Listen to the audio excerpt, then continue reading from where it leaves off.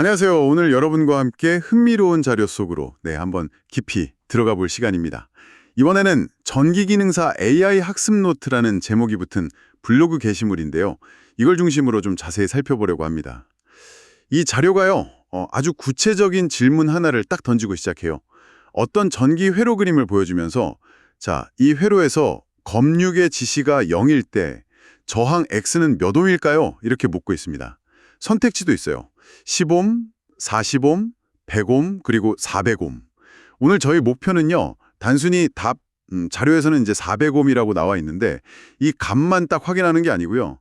왜 하필 이 값이 답이 될까? 그 배경에 있는 어떤 전기 회로 원리? 이걸 좀 깊이 있게 파악해 보는 겁니다. 자료를 보니까 휘트스톤 브릿지라는 말하고 평형 상태, 이 개념이 핵심인 것 같더라고요. 자, 이 회로의 비밀 한번 같이 파헤쳐 보시죠. 특히 검유계라는 거요. 그 지시값이 0이라는 조건. 이게 문제 해결의 열쇠 같은데 이게 대체 어떤 의미인지 진짜 궁금하네요. 그럼 문제로 다시 돌아가서 검유계 눈금이 0일 때 미지 저항 X값 이걸 찾아가는 여정을 한번 시작해 볼까요? 네, 바로 그거죠. 검육의 지시가 0이다.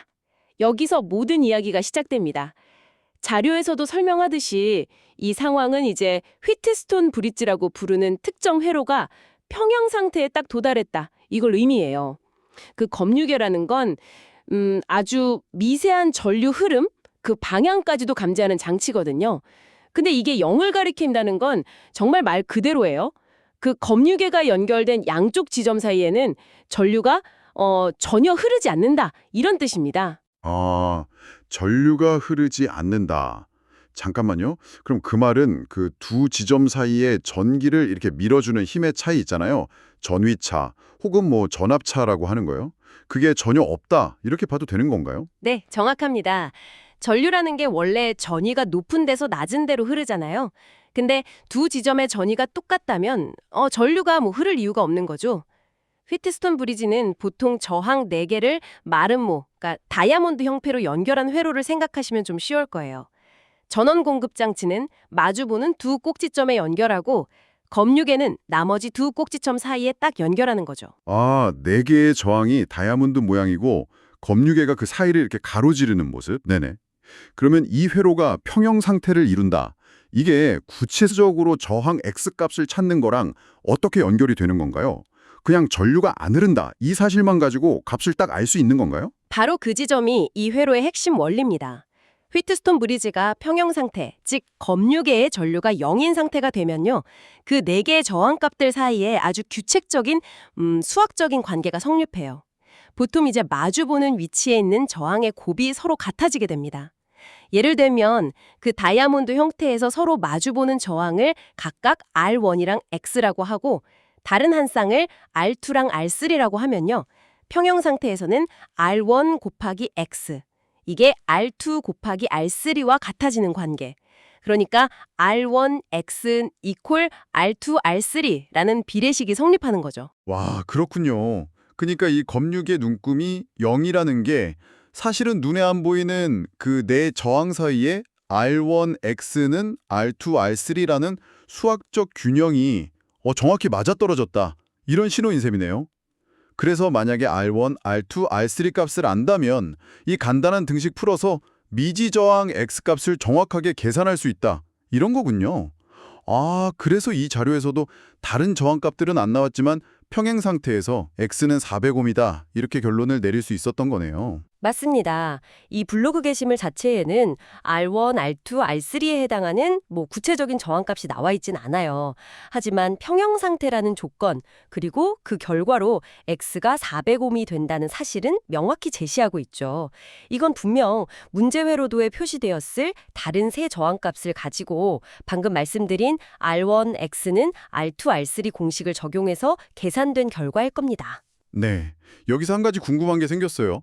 왜 굳이 이렇게 평형 상태를 찾아가지고 저항값을 구하는 방식을 쓰는 걸까요? 그냥 전류계나 전압계 같은 걸로 재면 더 간단하지 않나 이런 생각도 드는데 이 0점법이라고 하셨죠? 이 방식이 특별히 더 좋은 이유가 있는 건가요? 그거 아주 좋은 질문입니다. 이 0점법이 강력한 이유는요, 바로 정밀도에 있어요.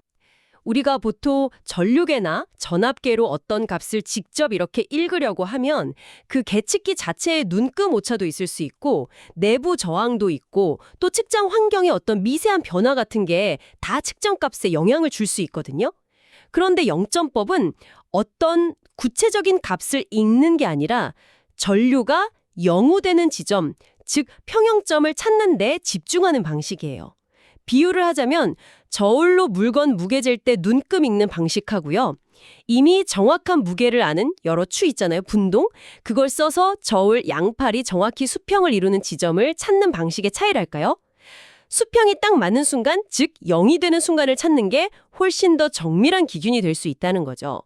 휘트스톤 브리지에서는 이미 정확한 값을 아는 표준 저항 R1, R2, R3 중 일부를 쓰고 가변 저항을 조절해서 검유계가 0을 가리키는 그 순간을 딱 찾는 거예요. 이걸 통해서 미지의 저항 X값을 매우 높은 정밀도로 결정할 수 있습니다. 측정 장비 자체의 특성이나 약간의 눈금 부정확성에는 거의 영향을 안 받는다는 큰 장점이 있죠. 아하, 0이라는 절대적인 기준점.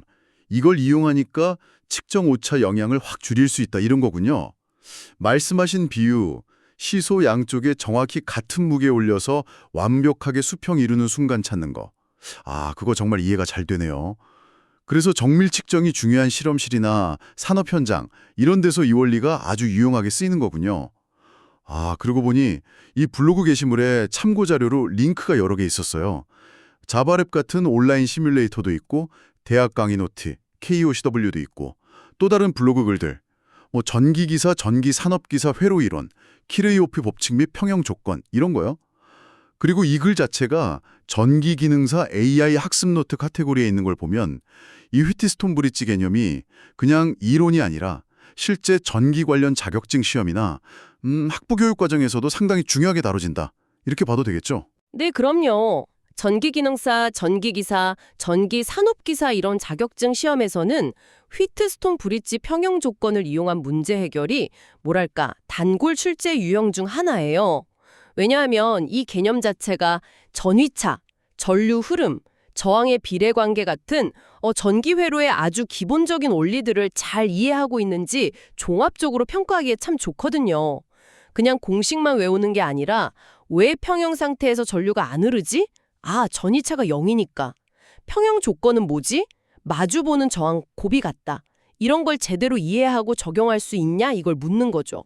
그리고 자바랩 같은 시뮬레이터 링크가 있다는 건 이 개념을 배울 때 진짜 유용하다는 증거예요. 직접 저항값을 막 바꿔보면서 검육의 바늘이 어떻게 움직이나, 언제 딱 0이 되나 이걸 눈으로 직접 보고 체험할 수 있잖아요. 이론으로만 배우는 것보다 훨씬 직관적으로 와닿죠.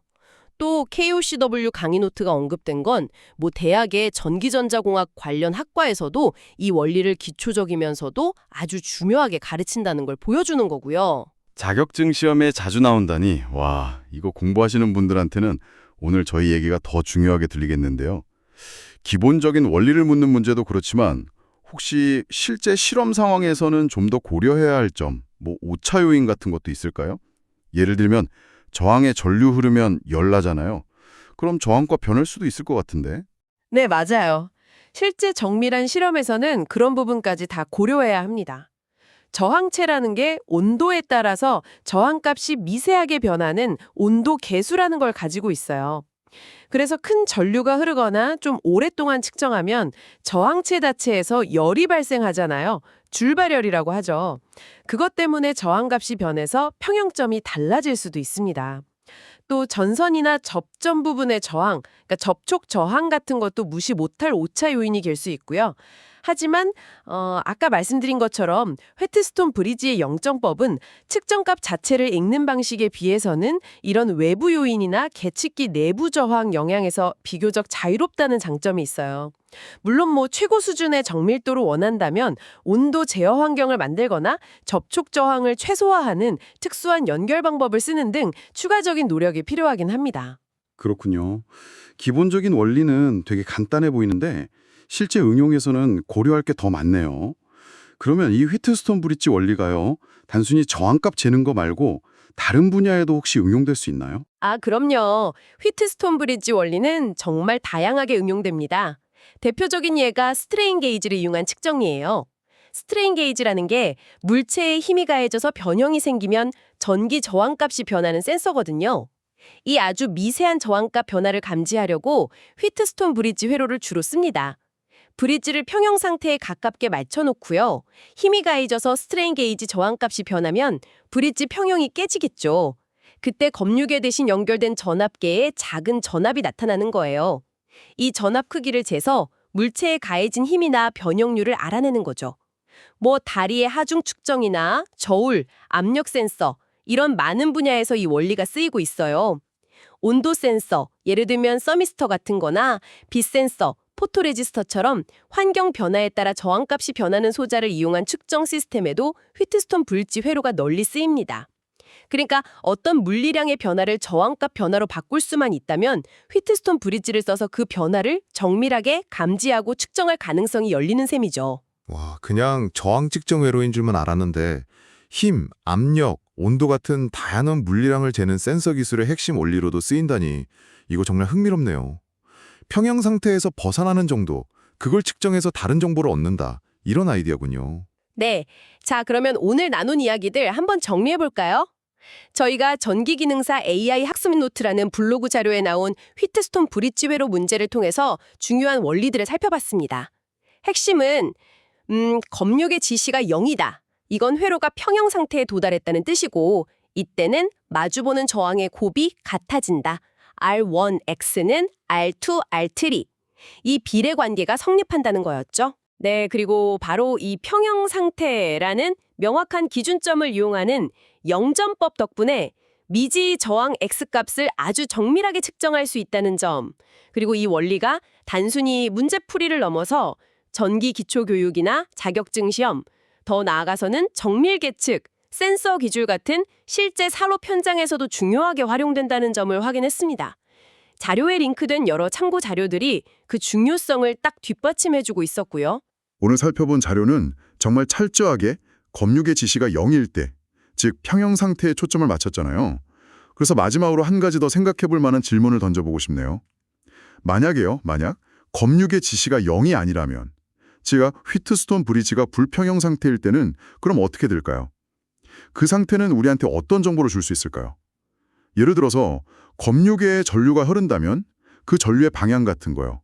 그 방향이 혹시 미지 저항 X값이 평형 상태일 때 값보다 큰지 작은지를 알려줄 수 있지 않을까, 이런 생각도 들고요. 그리고 그 전류의 크기는 평형점에서 얼마나 벗어나 있는지를 대략적으로라도 보여줄 수 있지 않을까요? 이 불평형 상태에 대한 분석, 이건 오늘 저희가 깊이 파고든 평형 상태의 의미를 바탕으로 여러분께서 한 번 더 탐구해 보시면 휘트스톤 브리지에 대한 이해를 더욱 풍부하게 만들어줄 아주 흥미로운 그런 여정이 될 것 같습니다. 오늘 저희와 함께 이 흥미로운 전기 회로의 세계를 탐험해 주셔서 감사합니다. 다음 시간에 또 다른 흥미로운 주제로 여러분을 찾아뵙겠습니다.